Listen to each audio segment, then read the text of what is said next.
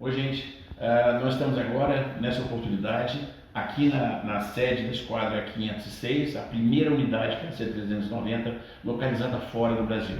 Nós estamos na companhia do Major Miguel Poza, comandante dessa unidade, e a gente vai tentar entender como é que foi esse processo de se preparar para receber um avião completamente novo, um avião que quebra muitos paradigmas.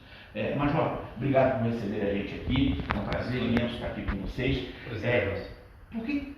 Como é que o senhor se envolveu nessa história? O senhor é um piloto originalmente de Hércules, né? Conta pra gente essa história sobre a sua perspectiva. Antes de mais, obrigado pela oportunidade e pela entrevista, e espero que estejam a gostar da vossa presença aqui na Esquadra 506 Rinocerontes. Eu fui piloto C-130 ao longo de 11 anos e o processo de aquisição, a partir do momento que foi assinado o contrato do KC pelo governo português em agosto de 2019, começou-se a trabalhar no sentido de ter uma equipa que trabalhasse na implementação do KC na Força Aérea Portuguesa. E nesse sentido fez com que eu, em 2021, fosse colocado no Estado-Maior da Força Aérea, de modo com mais elementos, obviamente, seja engenheiros, uma série de especialidades diferentes, não só pilotos, engenheiros, loadmasters, administradores, em termos administrativos, o que eu quero dizer, com o intuito de trabalhar muito no contrato e na implementação do KC. E foi nesse sentido que se trabalhou em que uma tripulação portuguesa deveria ir para o Brasil e iniciar a qualificação no KC, de modo a conhecer o avião da FAB e tentar ver aquilo que poderíamos ou não melhorar para o nosso avião. Ou seja, então, o primeiro contato que os militares portugueses tiveram com o KC-390 foi ainda direto com a FAB, ainda não na Embraer. Exatamente, foi diretamente com a FAB, sendo que a Embraer sabia e nunca levantou qualquer problema que isso acontecesse. Porque normalmente, até de interesse do próprio fabricante, poderia haver algum problema de tentar mostrar eventuais problemas que são normais na implementação de uma aeronave. Ou seja, quando o caso do A400M, no momento em que foi feito e a sua implementação, tem dores de crescimento, tem vários problemas a serem resolvidos que muitas vezes as próprias fabricantes não querem que os clientes saibam. A Embraer nunca levantou um problema que elementos da Força Aérea Portuguesa fossem voar com a Força Aérea Brasileira e ter todo o curso e vendo os problemas in loco que a aeronave tinha, ou que teve até então, e que foram melhorados ao longo do percurso num trabalho árduo ao longo destes anos entre elementos da Força Aérea Portuguesa, da Força Aérea Brasileira e a Embraer para pôr o produto cada vez melhor. Nesse período inicial, vocês estavam interagindo com a Força Aérea, vocês participavam das missões, vocês acompanhavam os voos, acompanhavam os processos administrativos, logísticos, assim? Nós, no processo inicial da qualificação dos pilotos e loadmasters, engloba voos locais, ou seja, não há voos operacionais no sentido logístico, como o senhor me está a perguntar. Mas isso foi no início. Após a nossa qualificação, fizemos voos operacionais normais com a Força Aérea Brasileira para todo o lugar do Brasil que fosse necessário. Todo o lugar, desde o norte a sul, e também foi uma oportunidade a nível pessoal de eu conhecer muito o Brasil que eu não conhecia. Ou seja, foi um misto de 2, 3 em 1 KC. Operar no Brasil foi um prazer, em que nos receberam como se fôssemos da família. Sempre fui muito bem recebido pela Força Aérea Brasileira e por todos os elementos do Brasil, não só a Força Aérea Brasileira. E foi um gosto e aprendi muito. Aliás, tudo que eu sei do KC, como nós dizemos, se deve à Força Aérea Brasileira e depois também mais tarde à Embraer. E uma vez que vocês chegaram em Anápolis, né, que foi a primeira unidade a operar o KC, qual foi o primeiro contato com essa aeronave, que é muito diferente em termos de funcionalidades para o seu antecessor, que é o Hércules? A primeira vez, a pergunta vou responder, mas começando com a primeira vez que vi o KC, foi em 2017 em Alverca, que veio a Portugal e veio a uma exibição no Dia da Força Aérea, que nós temos exibições, faz um género de um festival, fazia-se na altura, foi em Castelo Branco. O KC estava em Castelo Branco, em exposição estática, mas não foi aí que eu vi o KC, só estava a dizer, o ano de 2017 que eles vieram e tive a oportunidade de o ver por fora, não consegui ver por dentro. Já acendeu um bocadinho o bicho de saber como é que seria o avião, mas estava longe ainda de imaginar que Portugal iria, sabe como é, fala-se, mas às vezes demora muitos anos que se concretiza um projeto. E muito menos de saber que você estaria na posição tão destacada. É isso, daí pela piada da vida, que a vida tem muitas coincidências giras, estava longe de imaginar que estaria neste momento agora como estou como comandante esquadrão do KC. Isto em 17, o bichinho cresceu um bocadinho, tentar perceber, mas pronto, continuei a minha vida operacional no C-130.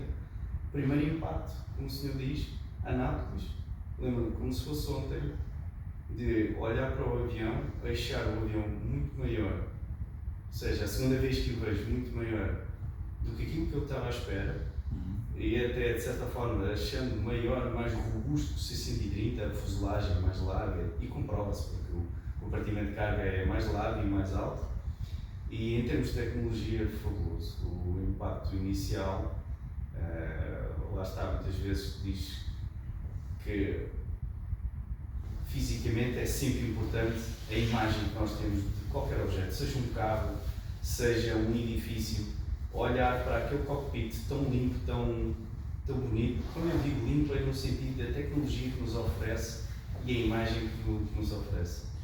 Doutor, que isso que você sentiu é um efeito, uma ilusão de ótica causado pelo tamanho das janelas da cabine? Você vê a janela, compara com outros aviões e julga que o avião é pequeno porque a janela é grande. Já pensou nisso? Já pensei nisso, sim. Mas a janela de facto é enorme. A janela é completamente. O que oferece uma panorâmica no cockpit é extremamente interessante. Porque se tem uma vista de tudo. E isso é interessante quem lá está no cockpit. Mas o cockpit não é sempre pequeno. Não, é grande. Tem esse período com a FAB e em determinado momento começa um período com a Embraer. Como é isso? Pronto, isso são vários processos. Inicialmente, como lhe disse, foi só uma tripulação, 4 elementos, 2 pilotos, 2 Loadmasters, mas depois iniciou-se a formação, que é a manutenção, que foi uma grande mudança de paradigma, os recursos humanos e a sua formação das dificuldades, ou as maiores dificuldades que nós temos no início é, efetivamente, verificar que recursos humanos vamos usar. Tudo isso começou em 2023 com a formação de pessoal de manutenção, os eletromecânicos e eletroaviónicos, e inicialmente para um avião, em termos de, não sei se quer os números exatos, mas sim, da manutenção inicialmente para o primeiro avião com parte operacional, pilotos, loadmasters e manutenção, éramos 41 para um avião. Isso quer dizer que com mais aviões vou ter múltiplos disso? Exato, não é múltiplo, mas para 2 aviões, por exemplo, nós precisamos de mais 6 eletromecânicos, 6 eletroaviónicos, só isso faz mais 12 pessoas, fazendo com que nos dias de hoje nós temos perto de 60 no total, 60, 65 no total com a manutenção e o esquadrão. Neste momento já somos 12 pilotos, sendo que 4 ainda estão em qualificação, ainda não acabaram, só em agosto, e somos 11 Loadmasters. Quando você está fazendo esse período, você voa muito no simulador. Tem simulador lá em João Peixoto? Tem simulador em São José dos Campos. São José dos Campos, onde fizemos o simulador e sem dúvida o simulador é algo também que não só o avião, o primeiro impacto, o impacto do simulador em termos de ver a tecnologia, a resolução dos gráficos, dos cenários que são criados e o facto de ser tão realista comparando com o avião foi bastante útil para nós, para a nossa formação. Ou seja, depois de sair do simulador e toda a parte de emergências, por exemplo, todo o treino que tivemos de emergências, a vontade com que um piloto sente para se sentar no avião é muito grande. É muito grande, porque isso significa que o treino e a qualidade do treino foi boa. Verdade. Agora, então, vocês fizeram todo esse treinamento, aí chega a hora de voar o avião. Vocês já tinham voado lá na época do Eu já tinha voado. Na FAB? já tinha voado. Isso posso dizer que há aquele bichinho que não sei explicar, que é o dia antes, eu vou voar amanhã, e não houve simulador. Mas havia uma ansiedade muito grande de voar. Como é que será voar este avião? Eu nunca tinha voado, nem sequer à boleia. Não voei à boleia lá antes de iniciar, estava-me a esquecer disso, mas aquele bichinho de ser eu mesmo a voar, como é que seria a minha reação, a própria reação do avião, a interação máquina-homem, que eu gosto muito. Às vezes é tudo muito automatizado, mas é uma realidade, máquina-homem, existe muita ligação. Como é que seria o facto de estar a voar? E foi um dia super feliz, não sei explicar, estar a acontecer aquilo que imaginámos, voar aquela máquina, a perceber das capacidades que o avião tinha e a alegria que estava a sentir de estar a voar e de efetivamente ver o que o avião era capaz de fazer. Enquanto aeronave, qual é a grande diferença de você estar voando um Hercules, que é um turbo hélice com 4 motores, e você passar por um turbofan com 2 motores? Qual é a sensação de controle que a aeronave dá ao piloto? O primeiro impacto, começamos logo pelo cockpit. Pronto, eu estou a falar, obviamente, do nosso C-130, o hotel, o H, no qual eu estava a voar, que ainda não tinha sido modernizado. Entrando no cockpit, o cockpit é muito user-friendly, ajuda muito o piloto. Aliado a isso, o sistema fly-by-wire, que é uma grande diferença para o mesh que eu tinha no meio das pernas, o mesh e mesmo os 4 motores que nós tínhamos, as manetes para gerir a potência que eu queria aplicar ou não ao motor, sem ter qualquer tipo de limitação física, tinha que ser tudo a olho. Este avião ajuda-nos tudo. Temos toda a ajuda da tecnologia e a manobrabilidade do avião é impressionante. Quando o senhor quer voltar e parece automaticamente, quase que diria, parece um jato, um caça, volta num momento pela forma como o avião foi concebido. É uma grande diferença, é um salto muito grande em termos de tecnologia. É o senhor sentar-se, 11 anos que eu tive o C-130, defendia o avião como sendo o melhor avião do mundo e sentei-me neste avião e rendi-me rapidamente ao capacete. O Hércules tem um manche tradicional, parece um volante, né? E o cacete tem um joystick. E aí? É o fly-by-wire, exatamente. Como é que o cérebro se reprograma para usar um joystick em vez de usar um manche? A ansiedade que eu lhe estava a dizer antes do meu primeiro voo foi precisamente isso. Como é que eu me vou adaptar? Nunca voei no joystick. Aliás, voei no início da minha qualificação, era um manche também no meio das pernas. Mas joystick assim, em sistema fly-by-wire, e como é que seria o comportamento do avião, nunca o tinha feito. Mas olha, é quase como andar de bicicleta. O senhor senta, toca e aquilo é instantâneo. É muito fácil de voar. Está muito bem feito, ajuda muito o piloto e causa uma sensação de manobrabilidade do avião impressionante. E ao mesmo tempo, porque o avião, devido à tecnologia, que é o que eu quero dizer, eu posso aplicar o máximo que eu quiser, mas o avião tem sempre a segurança que não vai permitir. Ou seja, temos essa liberdade, eu posso sem querer pôr sem querer exagerei e pus muita força no manche, o avião não vai deixar.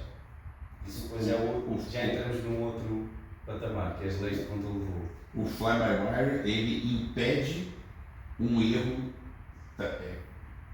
catastrófico induzido do piloto. Completamente. Fly-by-wire, no sistema normal, ou seja, significa que tudo está a funcionar.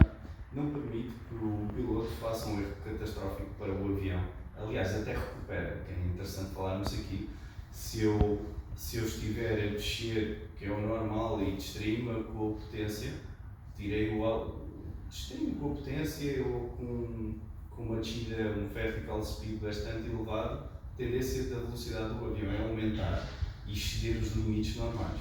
Se isso acontecer, o próprio avião vai recuperar e tirar dessa situação de high speed. E o inverso também acontece. Se eu estiver a entrar em perda, não tenho o autothrottle engajado, ele vai engatar automaticamente e tira o avião de perto. E quando ele faz isso, você vê o throttle se movendo, né? Sim. Como se tivesse uma mão invisível empurrando o controle de potência do... Completamente. Aquilo vê o próprio avião, parece estar quase a comunicar: oi, piloto, atenção, está aqui. Sim, esqueci. É quase do género, engraçado. O painel ele tem telas imensas e vocês receberam aquela opção de head-up display? Nós temos head-up display, sim. Como é que é usar head-up display?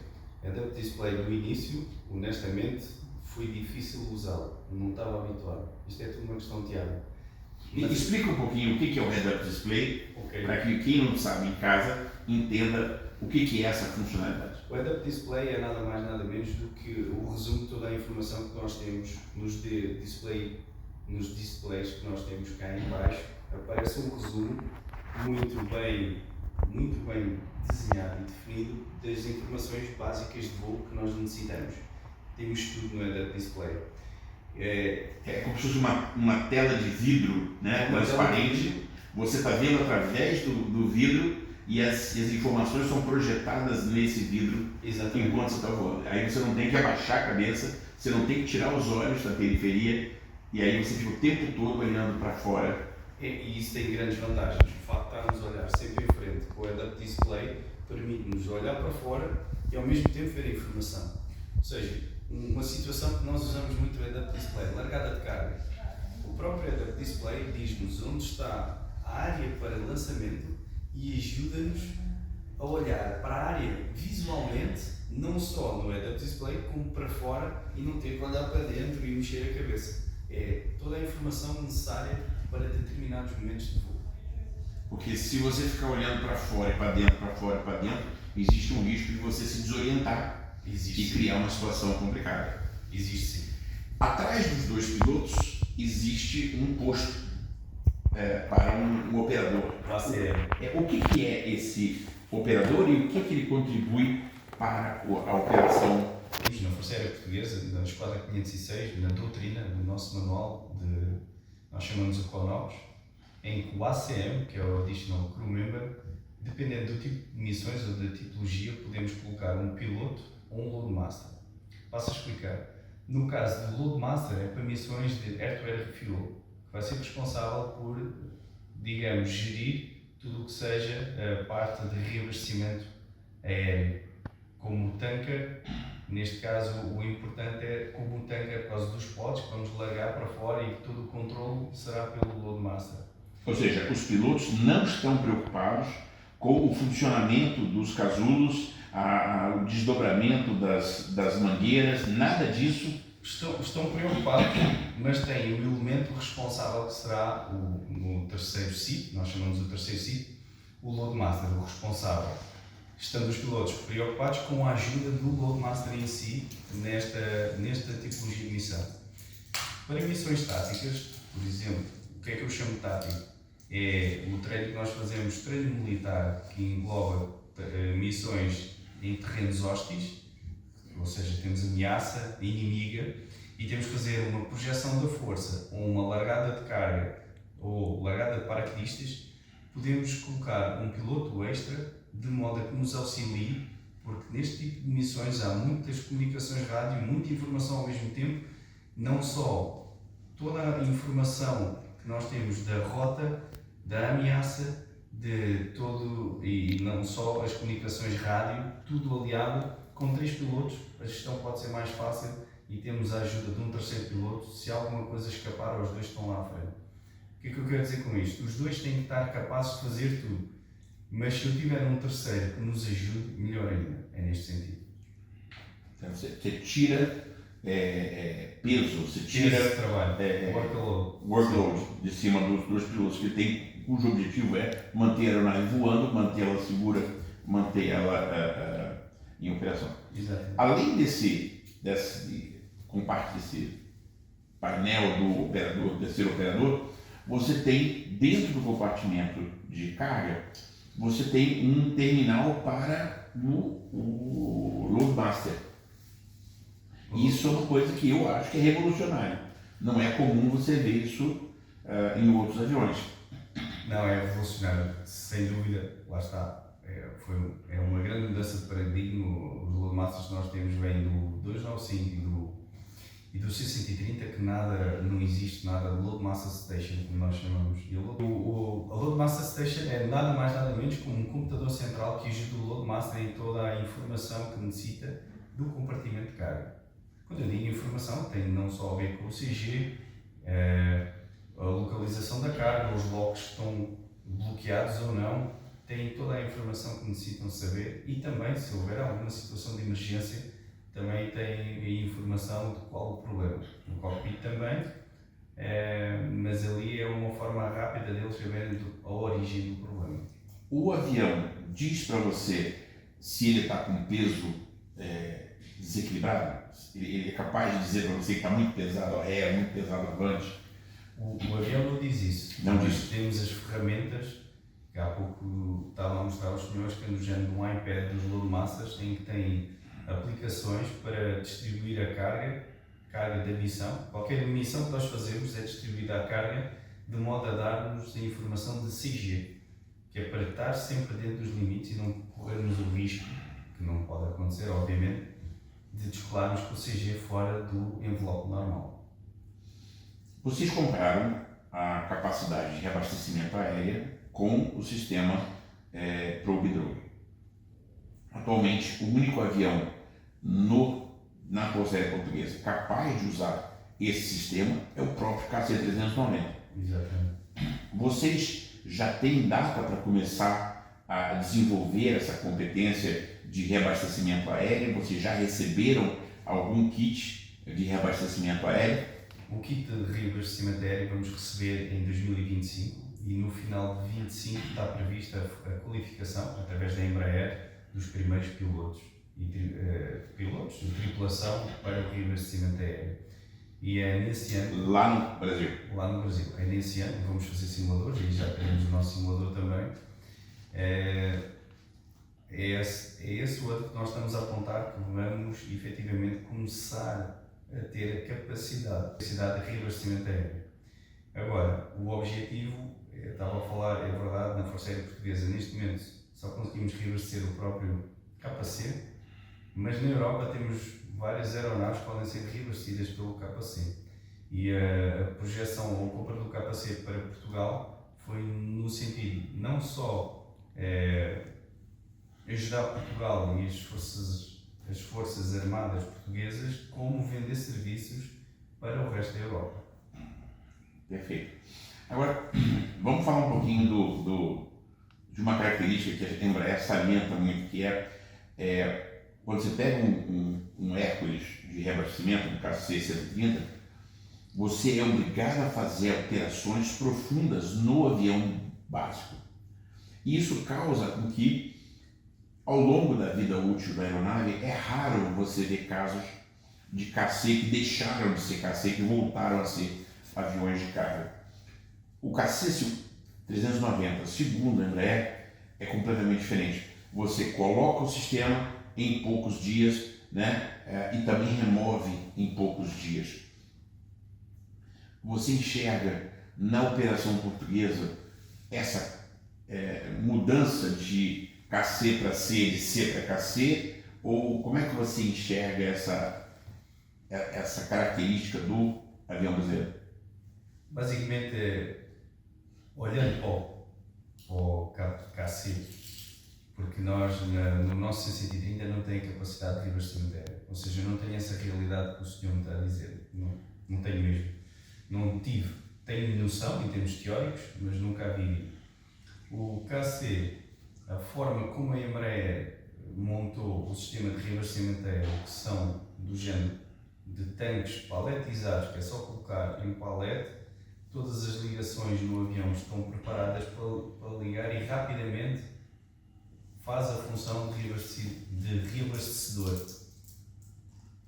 Não é algo que vá fazer com que o avião fique inócuo ou tenha que estar escravizado. Aquele avião agora é só para air to air refuel. Sendo que se pode fazer, tendo em conta que temos 5 aviões, também se pode fazer uma gestão interna de que este avião, para não estar sempre a tirar e colocar, este avião, durante X meses, pode ficar, enquanto a manutenção, períodos de manutenção, vai ficar com os tanques, de modo a fazer reabastecimento aéreo. E os restantes ficam com a capacidade total que os aviões têm para a multimissão. Quantos kits de KC vocês compraram para os seus 5 aviões? Só compramos Um só. Falando nisso, vamos falar sobre outro kit que esse avião recebe, que é o MAFS. Okay. Nós recentemente tivemos no Brasil o emprego do KC-390 pela primeira vez num combate com um grande incêndio florestal. Incêndios, a gente sabe, são um problema recorrente em Portugal e aqui na toda a costa do Mediterrâneo. Vocês compraram o MAFS e quando esperam começar a utilizá-lo? A primeira resposta é: não compramos o MAFS, não está previsto, e a verdade é que isso será uma decisão do nosso governo mais à frente, se quer empregar ou não o KC. Porque nós não está previsto o kit, ou seja, não temos ainda nada definido. Porque nós tivemos casos de incêndio horrorosos há poucos em Portugal, meses, anos em Portugal. Em Portugal é um país que todos os anos, infelizmente, temos bastantes incêndios. E isso não mobilizou a classe política a... Mais ou menos tem sido trabalhado para a Força Aérea Portuguesa, em conjunto com o Governo, de ser responsável pela gestão de todos os meios no combate a incêndios. Foram comprados também os Black Hawk, com o intuito de ajudarem muito no combate. Quantos são? 6. 6 neste momento, sendo que pode ir ainda até 9, vamos ver. Mas neste momento em Portugal só temos 2. Há de vir um terceiro no final do ano. Mas... E vocês vão buscar? Exatamente. Já fomos buscar 2 e devemos de ir no final do ano trazer, se correr bem, o terceiro Black Hawk. E é esse o empenhamento da Força Aérea inicial, porque isto começou tudo, foi tudo no ano passado, começa com a gestão dos meios e agora verificar à parte, ainda 2 dias, a semana passada, salvo erro, foi assinado o contrato de compra de Canadairs por parte do governo português para ajudar também no combate aos incêndios. Aí você puxou o gancho para a pergunta que eu acho que é relevante. O ex-comandante da Força Aérea Brasileira, ele comentou comigo que ele ficou impressionado com o nível de disponibilidade do KC-390 comparado com os aviões da geração anterior. E vocês, querendo ou não, comprovaram isso. Ou seja, o primeiro avião chegou em Beja e em questão de, 2 dias e tal, já estava indo embora para os Estados Unidos para buscar esse Black Hawk inicial desse contrato. Como é que foi isso? Como é que foi você chegar com um avião completamente novo, numa unidade completamente nova e ter que pagar missão intercontinental? Foi gratificante, porque isso significa que todo o trabalho despendido ao longo dos anos até chegar ao primeiro KC valeu a pena. Agora, não deixa de ser, os números não deixam de ser muito gratificantes, os números de fiabilidade do avião, como está a dizer, em que, para termos noção, o avião chegou em outubro, tem voado constantemente. O primeiro avião, pronto, o segundo que recebemos agora há pouco tempo, mas o primeiro avião tem voado de tal ordem que a esquadra, temos que olhar para os números da esquadra, já ultrapassou as 600 e tal horas de voo em menos de um ano. O regime de esforço por avião é 600 horas por ano. E nós, neste momento, o avião já chegou às 1000 horas, tendo em conta que tinha 200 quando foi entregue, mas significa que já fez mais de 800 horas de voo e ainda nem um ano em Portugal está, ou melhor, ainda não completou um ano de entrega em Portugal. E já tem mais de 800 horas de voo com uma fiabilidade bastante elevada. Não gosto de dizer números porque efetivamente não fiz aqui os cálculos, mas a realidade é que é uma fiabilidade impressionante. Agora, logo depois dessa ida e volta aos Estados Unidos, vocês se engajaram num exercício da OTAN nas Ilhas Canárias, foi isso? Sim, mas isso foi no âmbito de projeção de força e retração. Não foi já um exercício em que nós participámos como tripulação dentro do exercício. O primeiro exercício que nós estamos com expectativa de participar já tático, nem vai ser da OTAN, vai ser o Cruzex no Brasil agora, em novembro de 24. E tudo indica que para o ano, assim planeamos em 2025, aí sim já entraremos em força nos exercícios da Europa, da OTAN, que estão previstos. Mas vocês tiveram um exercício na Noruega, se não me engano, no norte da Europa. Não, nós fomos só à Lituânia a fazer projeção da força, sempre. Não, nós ainda não participámos mesmo em exercício. Não temos ainda a qualificação. Tudo isto requer tempo. Temos a qualificação inicial da aeronave e agora estamos a fazer a evolução gradual das tripulações de modo a que estejam efetivamente preparadas para participar nestes exercícios. Como é que é esse processo de agregação de novas capacidades? Você começa, imagina, fazendo um voo simples, bota a carga no avião no solo, decola, pousa, tira a carga, é uma coisa assim mais administrativa. O que vem depois? Depois, obviamente, as primeiras tripulações são tripulações que já tinham bastante experiência na aeronave. Na aeronave não, no mundo da aviação. Na aeronave ninguém tinha muita experiência, mas como aviadores temos bastante experiência inicial. Inicialmente fazemos missões de transporte aéreo logístico, como se fosse escolar de A para B, simplesmente isso.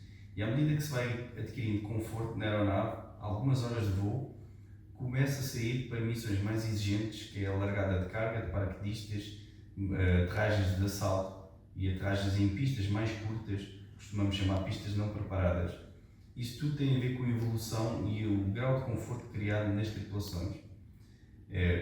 No início, o que foi baseado nas tripulações que foram apostadas, que neste momento foi só uma, porque não temos mais pilotos e ainda com bastante experiência, foi qualificada uma tripulação de modo a explorar o avião na vertente tática. E a partir daqui, esta tripulação, ou a ideia para o ano, continuamos a qualificação de tripulantes que ao longo deste ano, ou seja, final de 24 e até 25, vão adquirindo experiência no capacete, de modo a ir criando cada vez mais tripulantes normais. Quando eu digo normal, é transporte aéreo logístico e também táticos. Tudo isto é um planeamento estratégico feito de modo a colmatar as necessidades que a esquadra tem de missões. Uma das características que esse avião tem é justamente a automação do sistema de lançamento a partir do terminal lá do Loadmaster. Isso é o tipo de coisa que é uma virada radical para a operação de um avião de logístico? É uma virada muito grande no sentido de... a maior virada é a mudança de paradigma quando uma pessoa está habituada a fazer, digamos, tudo à mão e tem um sistema que ajuda bastante. Ou seja, é bastante user-friendly, não só o cockpit, mas em termos de compartimento de carga também para o lançamento das cargas. Não só os CDS, como as cargas pesadas, que são as mais perigosas no cargo de emergência. Todo o sistema está muito bem preparado de modo a corresponder com os problemas que nós possamos ter.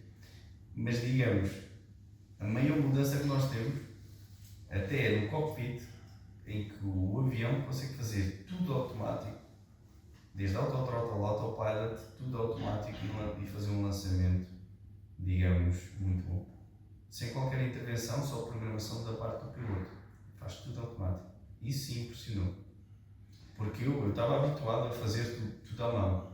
O C-130 é o homem com o navegador, em que faz cálculos e efetivamente fazemos tudo à mão, olhar para o local de lançamento, para a zona, tudo à mão. Este avião é tudo automático. Mas obviamente tudo tem prós e contras. Sendo tudo automático é muito bom, mas também é mau no sentido que os pilotos têm que estar preparados se o sistema não funcionar. Isto é bom porque... Você não pode perder a capacidade do ser humano confiando exclusivamente no automático. Exatamente. Mas isso faz parte do nosso trabalho aqui na esquadra, que é ter noção. O avião é para usar os sistemas, mas também temos que nos preparar no caso do sistema não funcionar. porque não vamos para um teatro de operações fazer um lançamento e só porque o sistema automático não funciona não lançamos. Isso não pode acontecer. Você não pode perder a visão. Exatamente. Quantas das novidades que o avião agrega e que até agora não existia na realidade do 6030 é um banheiro completo de avião comercial. Qual é o impacto disso no dia a dia das operações do avião? O impacto é engraçado, toca num ponto que a maioria das pessoas que não conhece o capacete e entra dentro do compartimento de carga e dizer mostrar a casa de banho, o banheiro, não querem acreditar, parece um luxo para o que as pessoas estavam habituadas. E isto estou a falar das pessoas que nós transportamos, porque o esquadrão em si habitou-se no início, mas é uma grande mudança, mesmo para nós, quando queremos ir ao banheiro. Eu dou-lhe o exemplo do C130, quando tinha pessoas na zona do trem, as pessoas tinham as pernas entrelaçadas e nós mal conseguimos passar para ir lá atrás ao banheiro. Era bastante desconfortável, porque em missões longas não há hipótese, uma pessoa tem que ir ao banheiro. Neste, o facto de ser à frente, não interpelamos ninguém, temos todo o caminho liberto para além das condições, como se estivéssemos num voo comercial normal, de uma companhia aérea normal. E outra vantagem disso que se diz é a chegada das tripulantes mulheres. Como é que estão as mulheres na Força Aérea de Portugal? Já existe piloto mulher? Já existe piloto mulher e nós temos uma piloto no nosso esquadrão, na nossa esquadra. Eu estou de esquadrão, estou habituado, mas temos uma piloto mulher na nossa esquadra e obviamente e também loadmasters, temos mulheres e isso ajuda bastante no caso delas, na privacidade delas. Agora, estamos então encerrando o nosso tour aqui e eu lhe pergunto, qual foi o lugar mais longe que você já foi com o KC nessa fase inicial? Eu posso lhe dizer, é a missão com maior autonomia que nós fizemos, ou mais horas de voo fizemos, o troço, nós dizemos a perna, o troço, foi de Recife para Porto Santo, em que fizemos 6 horas e 55. Foi a perna mais longa que fizemos até hoje. E falando em alcance, uma missão prevista para o KC no Brasil, mas aí eu acho que ainda não entrou em operação, é a de Search and Rescue, SAR. Vocês têm os P3 e têm uma série de aeronaves, inclusive os EH-101, nessa missão. Portugal tem uma área econômica, uma zona econômica exclusiva gigantesca sobre o Atlântico. O KC dos rinocerontes tende a ser um apoio a essa missão de SAR? Neste momento não temos como missão a busca e salvamento no KC, na Esquadra 506. Tendo em conta, como o senhor disse, temos o P3, o C130, o 295 e também o EH como missão de busca e salvamento. A última pergunta que eu tenho para você é o seguinte: quando se vendeu para Portugal, um dos elementos que foi muito divulgado é que o KC português seria padrão TAM, ou padrão NATO, como se chama aqui. Sem entrar em detalhes, basicamente, em que áreas estão essas diferenças entre o KC brasileiro e o KC padrão NATO? O padrão NATO tem uma série de áreas que têm a ver com não só a guerra eletrónica, como também rádios com capacidades distintas que a nossa aeronave está equipada. Fazer-se mais em rádios específicos, guerra eletrónica e também o Link 16 que é conhecido. O Link 16 é conhecido a nível mundial. Link 16.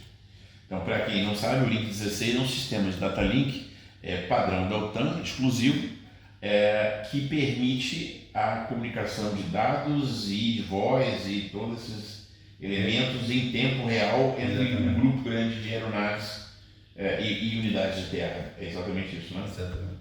E você pode ter essa Link 16 para falar com outros aviões de outros países da OTAN de forma transparente. Bacana. Então, eu vou lhe dar agora a chance de você se despedir, né? E antes de fala pra gente um pouquinho sobre a questão do reabastecimento de helicópteros, porque vocês têm um dos maiores helicópteros operacionais do mundo, que é o EH-101, e ao mesmo tempo você tem uma aeronave que, segundo a FAB, vai estar certificando o reabastecimento de helicópteros a partir de 2025. Então, responde isso e encerra a nossa entrevista para a gente deixar você trabalhar.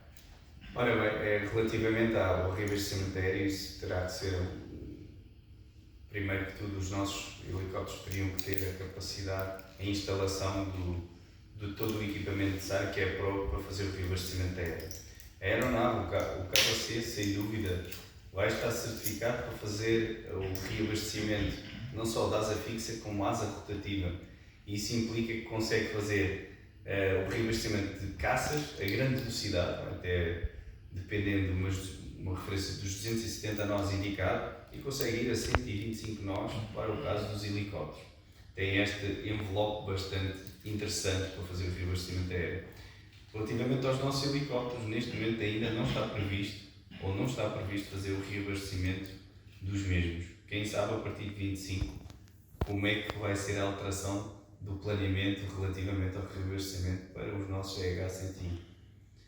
E já agora, como tinha dito que era a última pergunta, queria só agradecer a vossa presença e espero que tenham gostado bastante de ter estado aqui na Esquadra 506 Rinocerontes. Em meu nome e em representação da Esquadra, obviamente, como comandante de Esquadra, desejo muitas felicidades e que tudo vos corra bem e que daqui a uns tempos estejamos a falar e ter mais entrevistas para ver a evolução não só que a Esquadra teve com as missões que nós fomos tendo e também exercícios ao longo do mundo. Antes de terminar, quem trouxe o nome Rinoceronte e por quê? O nome Rinoceronte foi... Nós na Força Aérea Portuguesa temos a tradição de usar animais para simbolizar as esquadras. As esquadras de voo, por exemplo, os bisontes, como já falámos hoje, têm um bisonte. Nós optámos pelo rinoceronte, não só pelo tamanho do rinoceronte, e apesar do tamanho que tem e a força que tem, é bastante rápido. Daí que achamos que o rinoceronte é o animal adequado para a nossa esquadra para representar o KC. Um valente porte, o KC tem um valente porte, tendo em conta o tamanho que tem nas aeronaves que nós temos na Força Aérea Portuguesa, e para além da capacidade e força que tem, também é rápido. Ou é muito rápido, neste caso é o mais rápido que temos de aviões de transportes. O nosso público especulou que podia ter dois elementos adicionais. Primeiro, o probe de reabastecimento, que parece um chifre em cima da cabine do avião. E o outro, aquela história do presente que o rei de Portugal recebeu de um rinoceronte lá no século XVI e tal, como de um... Fico feliz porque o senhor teve a ler e efetivamente falámos disso no discurso e na criação da esquadra. E uma das referências também usadas, e é verdade, foi que o primeiro rinoceronte a pôr pés, isso, o dia 20 de maio, foi escolhido porque foi o dia 20 de maio de 1518 que chegou o primeiro rinoceronte a Portugal, agora o Terreiro do Paço, em que desembarcou o primeiro rinoceronte em Portugal, e nós achámos que a data de 20 de maio seria a data adequada para criar a esquadra e ficar como referência o nosso dia de esquadra, que já fizemos um ano e já fizemos uma festa, que assim continua, ou seja, estamos a criar as nossas tradições. Numa esquadra nova temos que criar tudo de novo, nomeadamente tradições, não só a doutrina, mas tudo aquilo que os senhores possam imaginar, o que é bastante gratificante. Daqui a uns anos vamos ver o que é que os vindores dirão, se fizemos um bom trabalho ou não. Eu acho que nós aqui, como observadores, queremos ver a primeira oportunidade em que o rinoceronte vai voltar para a sua terra nativa, seja a África ou a Ásia. Então nós estamos aqui observando e torcendo para isso acontecer o quanto antes. Muito obrigado, Major, foi um prazer imenso conversar com o senhor e parabéns pelo sucesso que vocês tiveram até aqui nessa operação. Muito obrigado. Mais uma vez, um abraço.